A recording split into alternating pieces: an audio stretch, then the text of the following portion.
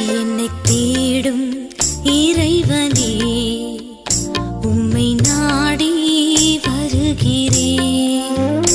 என்னை தேடும் இறைவனே, உம்மை நாடி வருகிறேன். இன்றைய தியானத்தின் தலைப்பு செய்வன திருந்தச் செய். வாசிக்க வேண்டிய திருமறை பகுதி நீதிமொழிகள் 22ஆம் அதிகாரம் வசனங்கள் 17 முதல் 29 வரை. செய்வன திருந்தச் செய். தன் வேலையில் ஜாக்கிரதையாய் இருப்பவன் ராஜாக்களுக்கு முன்பாக நிற்பான். நீதிமொழிகள் 22:29.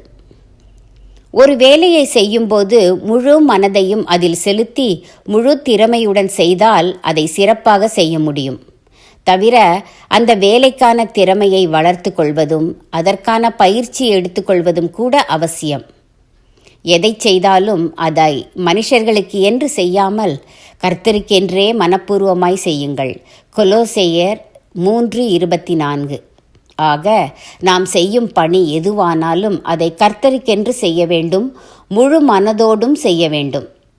ஆனால் இன்றைய மக்களுடைய மனோநிலை எப்படி இருக்கிறது என்றால், குறைச்சல் பணிக்கு நிறைவான சம்பளம் வேண்டும், கஷ்டப்பட்டு வேலை செய்யாமல் அதிக வேலை செய்துவிட்டது போல் காட்டிக்கொள்ள வேண்டும்.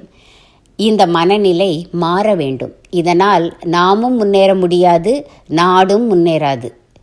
எந்த ஒரு பணியையும் சிறப்பாக செய்ய வேண்டுமெனில் முதலில் திட்டமிட வேண்டும். முழு கவனத்தையும் செலுத்தி ஆர்வத்துடன் செய்ய வேண்டும். செய்து முடித்த பின் அதை சீர்தூக்கி பார்க்க வேண்டும்.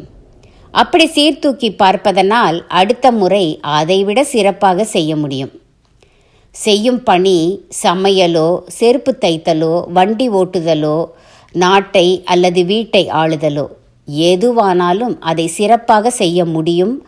ஆண்டவன் அருளோடு நமக்கு உற்சாகமும் கவனமும் இருந்தால். இவ்வாறு பணியை சிறப்பாக செய்யும்போது நல்லது, உத்தமமும் உண்மையும் உள்ள ஊழியக்காரனே, கொஞ்சத்திலே உண்மையாயிருந்தாய், அநேகத்தின் மேல் உன்னை அதிகாரியாக வைப்பேன் என்று நம் ஆண்டவர் சொல்வார். மேலதிகாரியும் கூட சொல்வார்.